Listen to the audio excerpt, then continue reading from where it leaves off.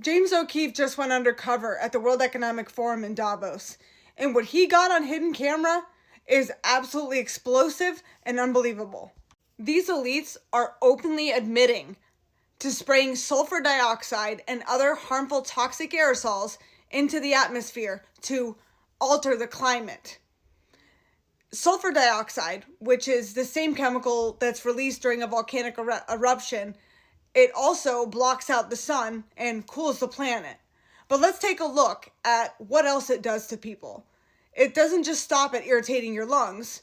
It also causes itchy, watery eyes, chest tightness, worsens asthma, irritates your nose, causes sinus pressure, headaches, constant sneezing, all the things that people report suddenly having their allergies acting up and going crazy. And they're not just openly admitting it, they're laughing about it. This is real, it's on video, and it needs to go mega viral. If you're as angry as I am by the end of watching my video, please hit the like button and give me a follow and share this everywhere, because we need to wake the American people up. Now let's get into this. And here's what they really don't want people focusing on. These particles don't just disappear. Once they're sprayed, they linger in the atmosphere for months, up to a year, actively altering weather patterns the entire time.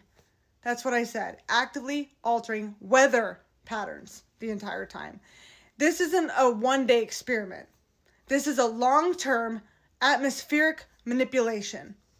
But notice what they don't call it. They don't call it climate engineering, they don't call it geoengineering, and they certainly don't call it chemtrails, because they said those terms scare people. But they call it aerosol injections. Same chemicals, same spraying, new name. Just to keep the public calm. That's textbook gaslighting. Watch this clip. We invest in these technologies to assist with the warming climate, and the effect of sulfur dioxide in the atmosphere will help block some of the warming, and the particles stay in the air for 1 year. So, and actually we're speaking to some of the airplane manufacturers and to see if they can emit some of our technology into the atmosphere to help with the global warming. That's right. Fantastic. Yeah, climate. I mean, we don't like to use the term climate engineering. It scares people, so we prefer. Of course, but it's but for me, being an engineer, I think that's actually what you do. It's like, yes. You can have financial engineering, you can have, I'm sure, climate engineering, because it involves something that's more scientific. Yes, exactly. You're an engineer, you understand. And from Sweden, right? Yeah. So we don't like to call them chemtrails. We don't like to use this. So what do you call it instead? Well, we call it aerosol injection. Did you hear that? They admit the spraying is happening. Sulfur dioxide. But they say the problem is the name, that it scares people. Not the chemical, not the lack of consent from the American people, and not the consequences. The name. And it gets darker. Kennedy Ricci, who is the president and CEO of 4Air, openly admits, unaware that he's being recorded, that much of geoengineering work came directly out of the military. He laughs and says the military does this all the time behind closed doors. Cloud seeding? The military. Watch this clip. A lot of the work actually came out of the military, so they do this all the time. Whoa! Have you worked with them at all? No, because they're a little more closed door about their procedures. You ever heard of sulfur dioxide? Yeah. You've heard of that? Okay. Yeah. It's actually pretty cheap to do it. The ability to put sulfur dioxide there is actually a pretty cheap way to cool down the earth. Oh, yeah. So the opportunity for 1 or 2 people to do it is impressive.